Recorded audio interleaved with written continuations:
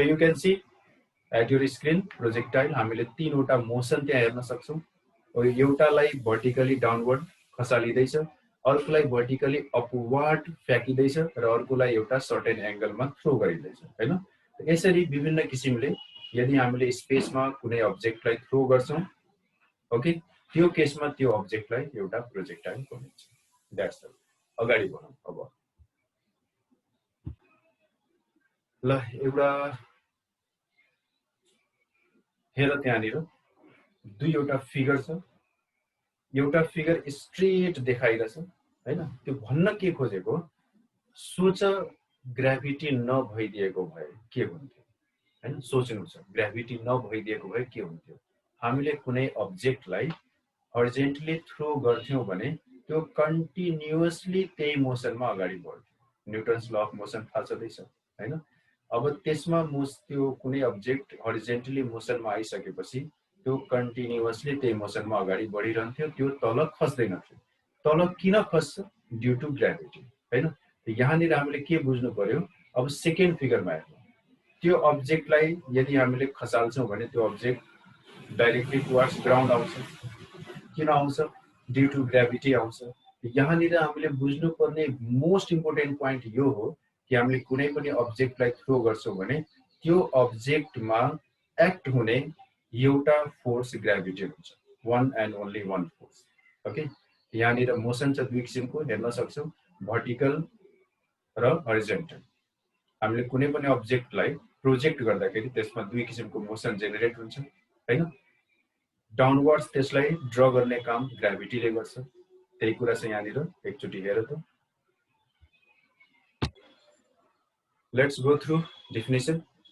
अब यो दुईटा जुन हामीले फिगर हेर्यौं त्यसमा हामीले मेन के बुझ्नु छ, कुनै पनि अब्जेक्टलाई यदि हामीले कुनै पार्टिकुलर इनिशियल भेलोसिटी को कारण थ्रो गर्छौं स्पेसमा, हैन? र त्यो थ्रो गरिएको अब्जेक्ट सर्टेन टाइम पछि ब्याक टु अर्थ आउँछ, ब्याक टु सरफेस आउँछ। त्यो जुन अब्जेक्ट हो त्यो अब्जेक्ट नै इनफ्याक्ट प्रोजेक्टाइल हो। र त्यो अब्जेक्टले एक्सपिरियन्स गर्ने जुन मोसन हुन्छ त्यो मोसनको नाम हो प्रोजेक्टाइल मोसन। ओके, र जुन पाथको थ्रु मोसन त्यहाँनिर सो हुन्छ, जुन पाथको थ्रु अब्जेक्ट यानी कि प्रोजेक्टाइल मुभ गर्छ, त्यो पाथको नाम हो ट्र्याजेक्टरी।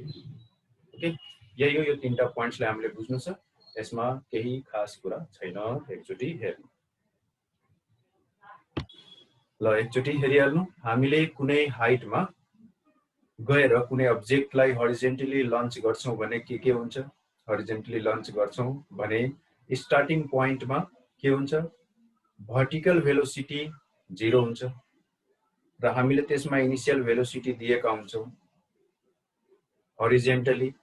ओके, अनि हामीले पढिसकेका छौं कि हरिजेन्टल मोसनमा ग्राभिटीले कुनै इफेक्ट सो गर्दैन, जसले गर्दा जुन भर्टिकल मोसन हो त्यसमा चाहिँ ग्राभिटीले गर्दा एक्सेलरेसन ड्यू टु ग्राभिटीले गर्दा जुन velocity vertically along direction of Y generate हुन्छ, त्यहाँ के आउँछ? भेलोसिटी, भर्टिकल भेलोसिटी टाइम अनुसार बढ्दै जान्छ। टाइम अनुसार बढ्दै जान्छ because of acceleration due to gravity. तर अलोङ हरिजेन्टल लाइन कुनै एक्सेलरेसन छैन, त्यहाँनिर कुनै एक्सेलरेसन नभएको हुनाले जुन हरिजेन्टल भेलोसिटी हो त्यो कन्स्ट्यान्ट रहन्छ। राम्ररी बुझ्नु, भर्टिकल जुन छ along why direction, I mean to say vertical भेलोसिटीमा रेट अफ चेन्ज छ। रेट अफ चेन्ज कहाँबाट छ? त्यो ग्राभिटी भनेको एक्सेलरेसन ड्यू टु ग्राभिटी भनेको भर्टिकल भेलोसिटीको रेट अफ चेन्ज हो, हैन? त यहाँनिर के भइरहेछ? भर्टिकल जुन भेलोसिटी हो त्यो बढ्दै जान्छ, बढ्दै जान्छ, बढ्दै जान्छ। ओके, हाइटबाट ड्र गर्दाखेरि, हाइटबाट कुनै पनि अब्जेक्ट ड्रप गर्दाखेरि। तर along horizontal line, along direction of x हामीले हेर्ने हो भने जुन हरिजेन्टल भेलोसिटी हो त्यो कन्स्ट्यान्ट रहन्छ। त्यही कुरालाई यहाँ फिगरमा देखाइएको छ। Velocity along X direction is constant. Okay, initial velocity along why direction is 0 and then it keeps on increasing due to acceleration due to gravity. यसलाई हामीले बुझ्नु छ, राम्ररी हेर अनि बुझ। Now have a look. Basic formula. When projectile is fired horizontally from a height. Time को formula root under 2h by g. Range को formula हो velocity along x direction root under 2h by g. And यो velocity at any instant को formula हो root under u square plus g square t square. अनि अर्को point हो projectile motion always follows parabolic path. यो चारवटा points हामीले अब डिराइभ गर्नु छ. अब हामी डेरिभेसन तिर जान्छौं. ओके, यो फर्मुलाहरुको हेल्पले हामीले न्यूमेरिकल प्रब्लम पनि सल्भ गर्नु छ र यो फर्मुलाको डेरिभेसन पनि हामीले बुझ्नु छ. Let's go through the derivation.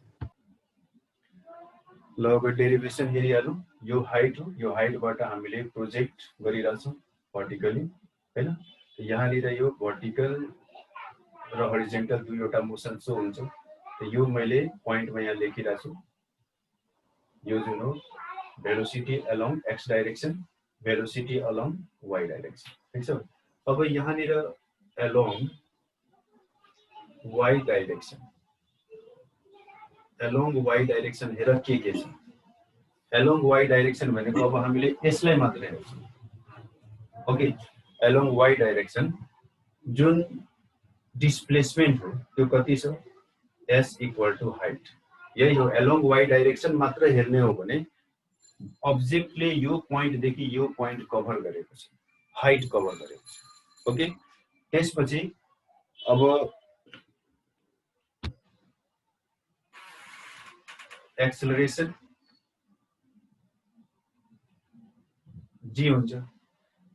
यो अब्जेक्ट जुन फ्याँकिदै छ त्यसमा along y डाइरेक्सन हामीले हेर्छौं भने यो अब्जेक्ट तल जुन खसिरहेछ त्यसमा एक्सेलरेसन जुन हो, एक्सेलरेसन ड्यू टु ग्रेभिटी त्यसको लागि एक्सेलरेसन भयो. तलतिर खसिरहेछ त्यसकारण हामीले a को भ्यालु g लेख्न सक्छौं हैन.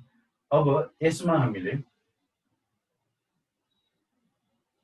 एउटा फर्मुला युज गर्न सक्छौं. s equal to ut plus half at square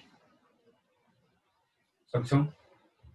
along y direction u को भ्यालु कति हुन्छ? 0. इनिशियल भेलोसिटी त 0 छ. अनि त्यसपछि भेलोसिटी along y डाइरेक्सन बढ्दै जान्छ because of the acceleration due to gravity. Okay, सुरुमा त 0 छ. हामीले भर्टिकली त कुनै त्यसमा भेलोसिटी जेनेरेट गरेका छैनौं. हामीले हरिजन्टली थ्रो गरिरहेछौं हैन. जुन कि हरिजन्टल मोसनमा along हरिजन्टल डाइरेक्सन जुन भेलोसिटी हो त्यो चाहिँ कन्स्ट्यान्ट छ. तर भर्टिकली जुन हो इनिशियल भेलोसिटी 0 अनि त्यसपछि त्यो भेलोसिटीमा इन्क्रिमेन्ट हुँदै जान्छ due to acceleration due to gravity. त्यसकारण यहाँ हामीले लेख्नु छ along y डाइरेक्सन. यो डिस्प्लेसमेन्ट भयो, टोटल कभर गर्यो h, एक्सेलरेसन भयो, एक्सेलरेसन ड्यू टु ग्रेभिटी. यो u भनेको इनिशियल भेलोसिटी. अब यसमा हामीले t निकाल्न गइरहेछौं, फर्मुला डिराइभ गरिरहेछौं. s को ठाउँमा h लेख्न सक्छौं. यो 0 भइहाल्यो, कामै छैन. यो हाफ भयो, यो g भयो. टाइम को भ्यालु निकाल्नु छ t स्क्वायर. अब हेर त कति आयो? 2h is equal to gt square. अनि लास्टमा हामीले पायौं t equal to 2h by g under root root. यही फर्मुला थियो अघिको. यसै गरी हामीले डिराइभ गर्न सक्छौं. हेर राम्ररी. अब along x direction velocity along x direction initial velocity जुन हो त्यही रहन्छ.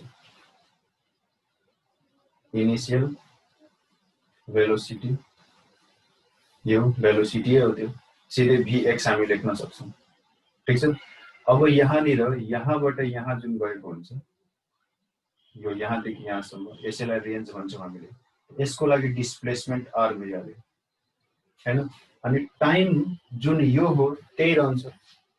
टाइम हामीले यहाँ बनाइसकेका छौं t equal to 2h by g. Okay, अनि नाउ अब हामीले के गर्न सक्छौं?